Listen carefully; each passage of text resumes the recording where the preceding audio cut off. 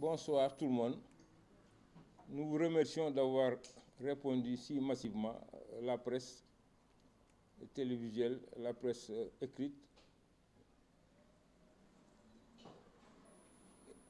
Alors, donc nous vous avions convié cet après-midi pour vous présenter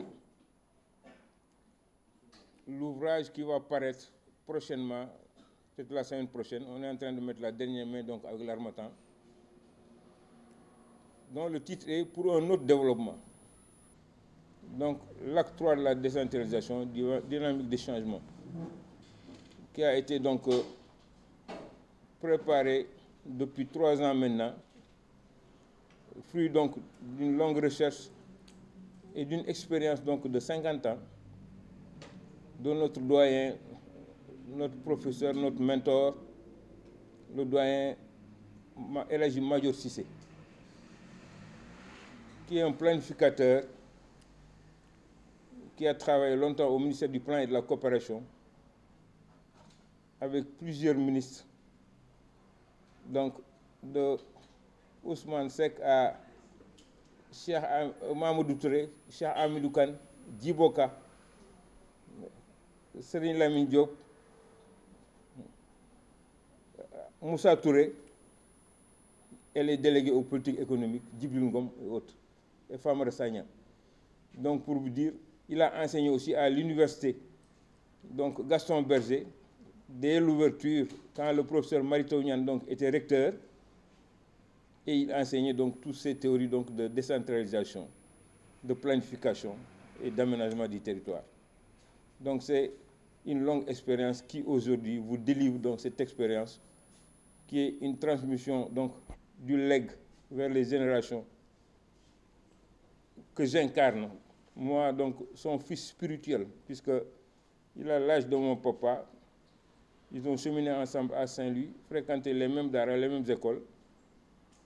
Et mes papas me l'avaient confié pour me former en planification. On m'a affecté au ministère du Plan grâce à lui, en janvier 85, jusqu'en 96, avant que je n'aille à Genève puis à Washington, où j'ai fait 20 années. Quand je suis revenu, donc, on a les mêmes destins, on est voisins, on est dans la même mosquée. Il est aujourd'hui au crépuscule donc de sa vie, 87 ans, il a fait expérience. Le sujet qu'il traite aujourd'hui est d'une importance, puisque aujourd'hui, on voit que donc, les politiques donc, de territorialisation, les communes, l'acte 3 de la décentralisation, ça va dans tous les sens. Déjà, il y a un débat, est-ce qu'on doit parler d'acte 3? Certains doyens disent qu'on doit parler d'acte 2, d'autres 2', d'autres d'acte 4, puisqu'il se trouve que les théoriciens du droit, les tailleurs du droit sont partis puiser donc, dans les archives, les websites donc, du Conseil économique et social français, du Parlement français, pour sortir l'acte 3 de la France et venir donc, tout de suite donc, barrer tout ce qui est donc, leur district pour mettre commune, ériger toutes les communautés rurales, même de 3 cases, en commune. Aujourd'hui, conséquence, on a quelque chose comme bientôt 600 communes. Et vous voyez ce qu'on a enduré durant donc, les élections locales.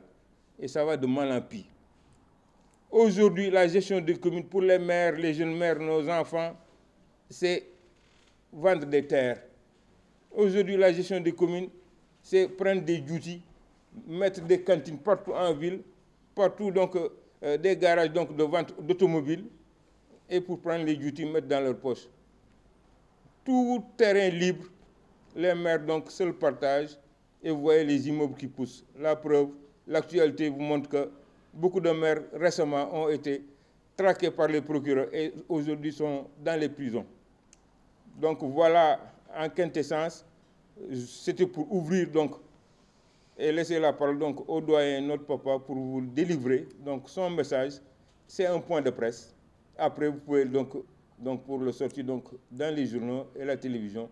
Et maintenant, après le Ramadan, Une cérémonie donc, de présentation et de dédicace à la Ligue de l'Harmattan. Donc voilà, chers invités, mes amis qui sont donc envoyés donc, par de hautes personnalités, des dignitaires religieux, pour venir. Donc, je vous remercie. Merci. Je m'excuse un peu si là.